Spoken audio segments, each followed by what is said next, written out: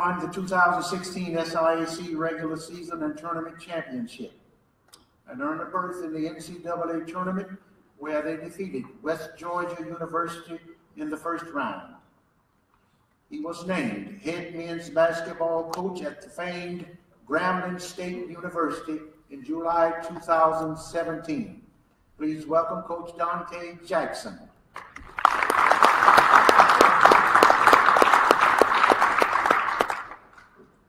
Hope everybody doing good. I'm not going to be too long up here. I just want to have a few talking points about the culture we try to create at Grambling State University and why I think it's big that why we choose HBCUs. For me, I'm an HBCU product. I attended an urban high school in Milwaukee, Wisconsin. Then had a chance to go to Wisconsin, Milwaukee, and the adjustment quite wasn't there for me. Just in Milwaukee, had the same friends, kind of doing the same things, and it was just better for me to get away. So I got a chance to go to Central State, where it basically helped me cultivate into a man and grow and just develop. So during that process of developing at Central State, it propelled me and helped guide me to the place I am right now as head coach at Grambling State University.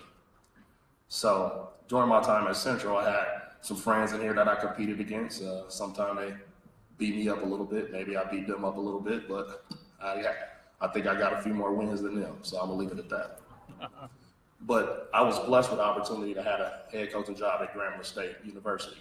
And when I came to Grambling this year, it was July 1st. So I got there July 1st. And as most coaches know in here, July 1st is the recruiting period is almost over. So we had to pick up all the pieces and go find some players. So our situation was basically we lost our best player and he transferred to Austin Peay and became runner-up player of the year. And we got to go figure it out. Like, we losing everybody. Like, this is crazy.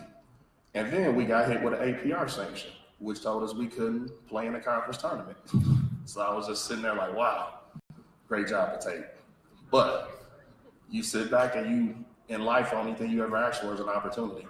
And I wanted the opportunity to be a Division I head coach.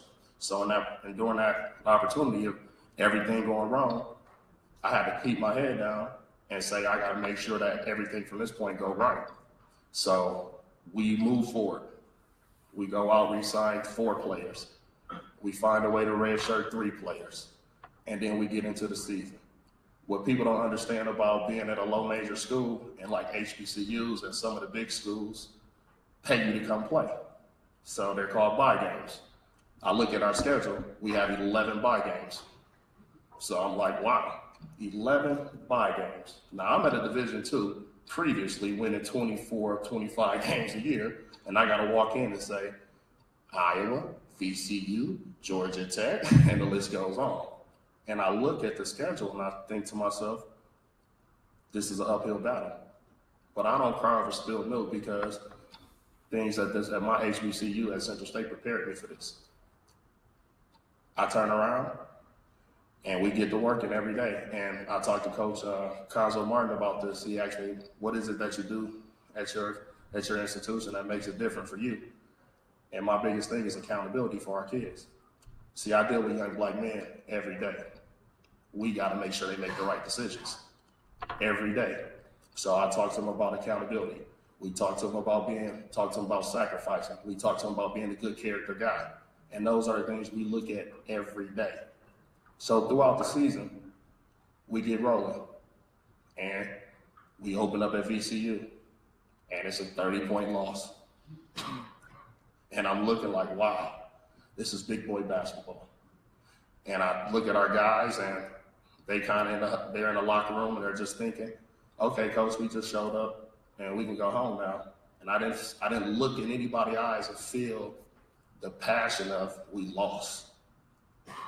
So now you're talking about a cultural shift we have to make as a program. So from that day on, we put up on the board, compete and believe.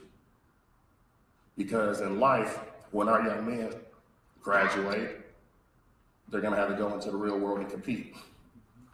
And when they get into that interview, they gotta believe they're gonna knock out the interview. So every day I looked at them and I said, compete, believe, compete, believe, compete, believe, compete, believe. And at some point in time, it started trickling in. Every drill we did was a competition drill. Every time we talked about what we wanted to do, we said believe at the end of practice. And as the season went on, it start being situations of 2-point loss, 4-point loss. The next thing you know, we played Georgia Tech, 1-point win. And I'm sitting here thinking to myself, wow, we beat a Power 5. And it's a breaking news on ESPN. They cut the game, so one of my friends called me like, oh my God, bro, you went breaking news. And I'm like, oh my God, did we? And next thing you know, it's a big deal. It was the first time Grambling had beat a Power 5 school in 73 games. The average loss margin was 38 points a game. And you sit back and you say, believe. And from that point on, it took us to a whole nother realm of trying to win. When the kids found out that they could win and they believed in themselves, the confidence just poured out of them. And throughout the year, we went on an 11-game win streak. End up tying Coach Izzo for the longest win streak in the country. And then we end up losing, and Coach Izzo win streak kept going. So then we keep moving forward. We have the longest win streak, and next thing you know, we're in a fight to win the conference championship. First time in 30 years, Grambling will win the SWAC championship, and we pull it off. We win the SWAC championship first time in 30 years, and you know, it's a situation in a program where people told me this is the worst program in the country. Why would you take the job? And I looked at them and said, it's opportunity. In life, that's all we can ever ask for is an opportunity. And you know, I sit back and I will look at some of the young guys in here, and I tell you this, don't ever give up and don't ever stop believing in yourself, because you just never know when your opportunity comes. So for me, I want to take Grambling State basketball to the next level. You know, I want it to be a day where we look at HBCUs as a program that can be a top 25 program, a program that can have a lot of success. So when you got a good player, don't only think about Conzo. Think about Coach Jackson at Grambling.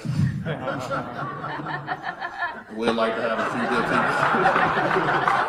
people. Definitely think about Andy, national championship coach, Michigan guy. But we definitely want to make sure we are doing our part to recruit heavily in the Michigan area and just making sure we're just building the brand of Grambling basketball, because there's a lot of history at Grambling. I know a lot of people may know the football aspect of Coach Eddie Robinson, who was the winningest football coach in the country. But there was also Fred Hobbie, who was one of the winningest coaches in the country. And now I want to take that torch and just keep moving it forward for all the HBCUs. So, you guys have any questions, let me know. If not, I'll sit down.